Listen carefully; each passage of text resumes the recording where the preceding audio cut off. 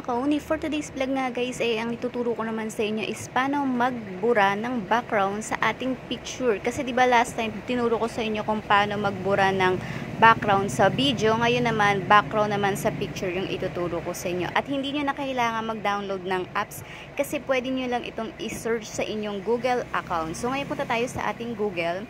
Hanapin nyo lang yung remove background dyan guys. So yan, diba? Libreng-libre to at madali lang talaga siya. Ayan, remove background. Yung nasa unahan yung pipiliin natin. Ayan. After nyan. Yes, after nyan guys. Ayan. Open nyo lang yan. And then, ang nakalagay dyan sa dashboard niya is upload image daw. Mag-upload tayo ng image. Yung image na gusto natin burihin yung background. So, open natin tong ating gallery. Ayan, hanapin nyo na. Dapat pala naka-ready na guys. Kasi sa akin napakarami kong video dito. Kasi nga nag-tutorial tayo. Ayan, hanapin ko lang yung re-remove kong background na picture. So, bahala na kayo. Pili na lang kayo at kung ano yung gusto nyong i-remove dyan. So, ito, napili ko. Maglalag. Ayan, papasok na yan dito guys. And then, di ba yung background ko kasi dyan guys is yung mga tempered glass. So, buburahin natin yan. So, kung wala kang naka-reading background, okay lang yan. Kasi meron ditong libreng background. Click nyo lang yung add background dyan guys. Pwede kayong gumawa ng sarili nyo or kung wala, dito may maraming background kang pamimilian. Ayan, ayan, pwedeng ganyan. So, may mga color, depende sa inyo kung wala kang naka-ready. So, pwede mong gamitin to. Mga libre lang ito. Ayan.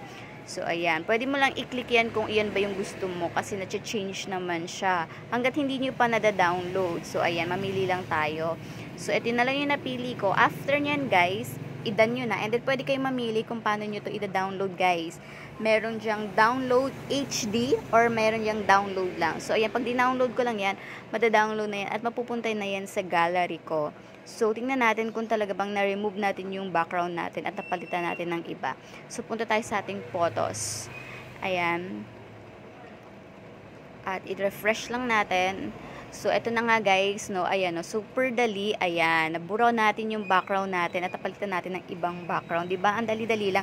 Hindi mo pa kailangan mag-download ng ibang apps para ma-remove to kasi sa Google lang, libreng-libre, hahanapin nyo na lang. So, kung ako guys, gusto nyo i-try to, i-try nyo na to.